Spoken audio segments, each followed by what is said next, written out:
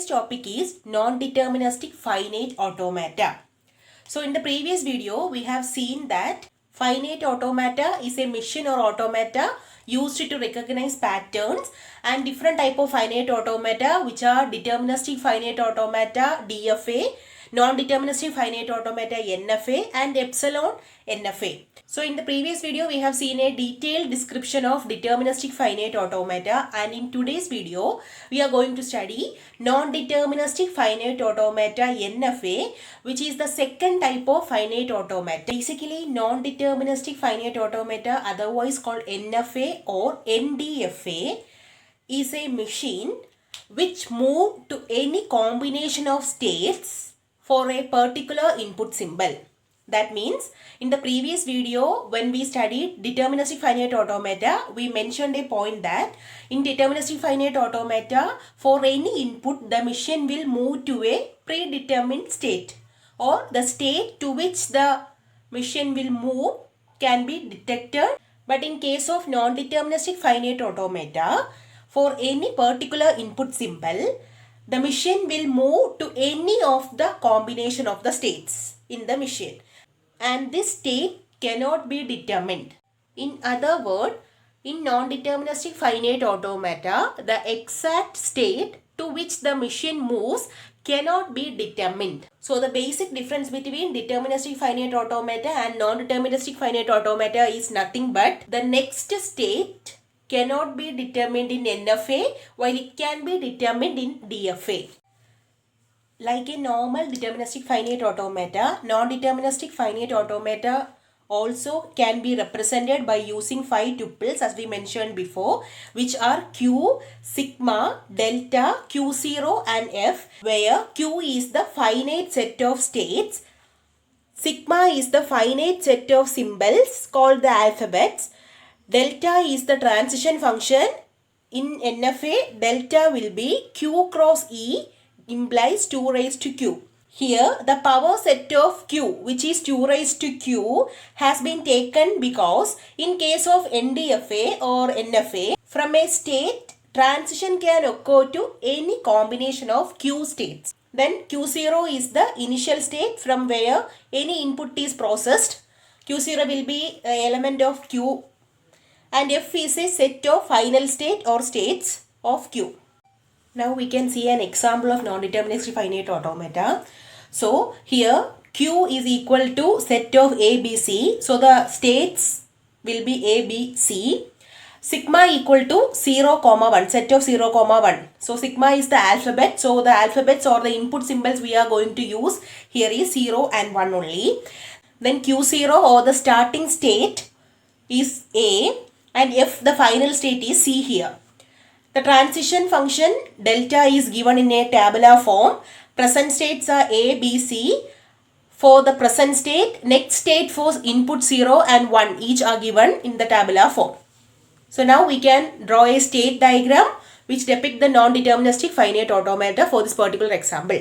In the previous video, we have already discussed how to draw a state diagram. State diagram basically consists of circle, double circle and arrows. The starting state A have to be represented first with a empty arrow.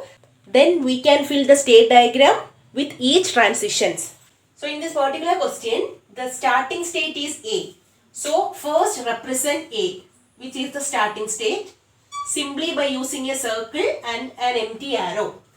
When the present state is A, when an input 0 comes, the state A goes to A and B. So while we are in the state A, for an input 0, it will go to the same state itself and also to the next state B.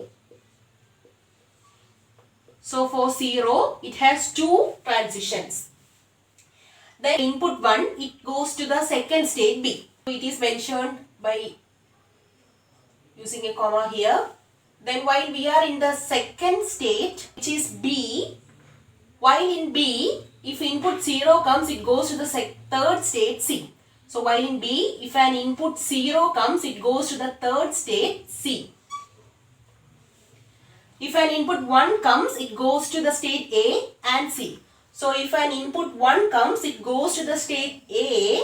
Also for an input 1, the state B goes to C. So we can write 1 here. Then now we are in the third state C. So in C, when an input 0 comes, it goes to B and C. So while in C, when an input 0 comes, it goes to C and B. Then for an input 1, it goes to the state C itself. So for an input 1 also, it goes to the same state. And here C is the final state. So we have to use double circle to represent the final state. So this is the non-deterministic finite automata for this particular example. So in this example, we can see that the initial state is A, that's correct. Then the final state is C, that's also correct. And the alphabet we have to use 0 and 1. We have used 0 and 1, so that's also correct. And the states are A, B, C. States are A, B, C, that's also correct. States are represented inside the circle. So this is the state diagram for this particular non-deterministic finite automata. Now we can see some basic differences of DFA and NFA. So basically, as I mentioned earlier, in DFA, transition from a state is to a single particular next state only for each of the input symbol. That means in a transition from one state, in DFA, we can move to a single particular next state only. While in NFA, from one state, we can move on to multiple next states. Then in DFA, empty string transitions are not seen, while in NFA, empty transitions are allowed. In DFA, backtracking is allowed, but in NFA, backtracking is not allowed. So these are some of the difference between NFA and DFA.